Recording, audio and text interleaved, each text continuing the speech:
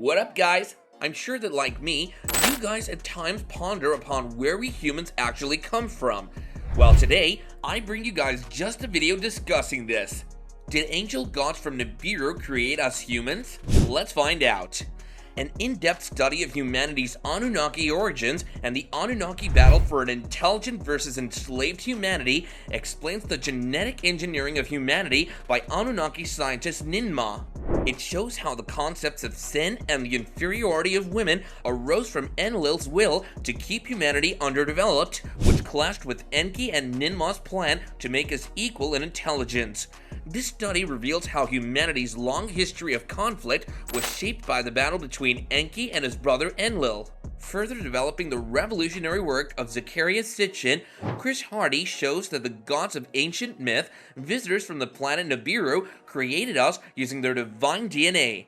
They did so first through DNA extraction from their own ribs as marrow, and later by direct relations with early human females.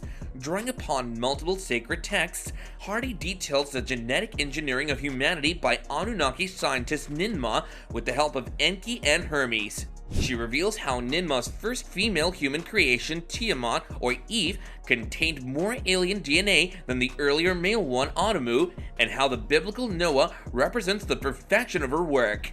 Examining the war between Anunnaki and brothers Enki and Enlil, Hardy reveals how the concepts of sin and the inferiority of women were born out of Enlil's attempts to enslave them and then wipe out humanity, repeatedly thwarted by Enki and Ninma. The author further explains how the sacred sexuality taught to humans, still seen in tantric practice, became suppressed millennia later by the patriarchal concept of original sin, and how innocent Eve took the blame for the expulsion from Eden and fall from grace. Showing that the God who created us wasn't the same God who expelled us from Eden, Hardy explains that there will be no apocalypse because the good and evil duality has never truly existed. Instead, it's been only enemy gods fighting and implicating humanity in the wake of their own competition for power. The Anunnaki were the main deities worshipped by the Sumerians. Their name comes from An, the chief god who rules all other gods.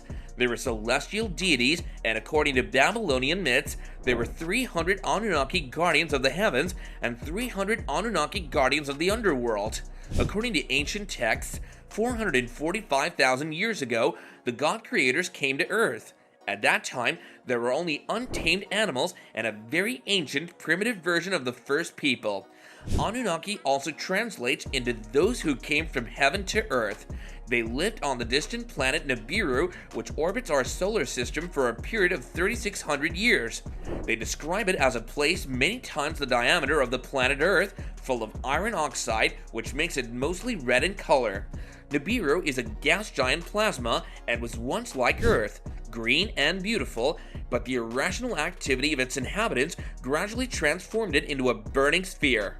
To restore Nibiru, they needed a very valuable resource, gold. Interesting facts in this regard show that nanoparticles such as gold can repair and restore the ozone layer. Practically, it becomes like a radiation shield, which explains why NASA uses gold foil in their space stations. In 2008, a tomb was discovered intact in a cave in the Iraqi desert, worthy of a true king, full of all kinds of gold treasures. In the middle, a black stone sarcophagus with Sumerian inscriptions was found. When the sarcophagus was opened, scientists came across a 3-meter giant with long fading signs of life adorned with a huge amount of gold jewelry. An interesting moment was that the mummy looked as if it had fallen asleep 2 hours ago, and of course, it's believed that this is one of the gods Anunnaki. Scholars find profound similarities between the myths of the Anunnaki and the Nephilim. In 1971, Edward Lipinski published a scientific analysis of several ancient texts, including an old Babylonian version of the Epic of Gilgamesh. They all contain important details revealing the real location of the sanctuary of the Anunnaki in the sense of ancient Eastern thought and cosmology. The Babylonian version of the Epic of Gilgamesh identifies Mount Hermon in Lebanon as the dwelling of the Anunnaki. Lipinski underlines lines 12 to 21 of the Old Babylonian Gilgamesh, which narrate the destruction of Humbaba, the guardian of the proclamation of the gods.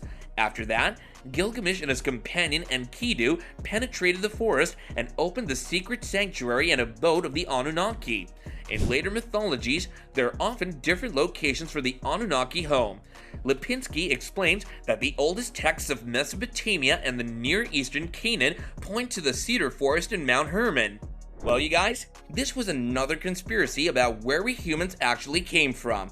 Let me know what you think about this in the comments down below.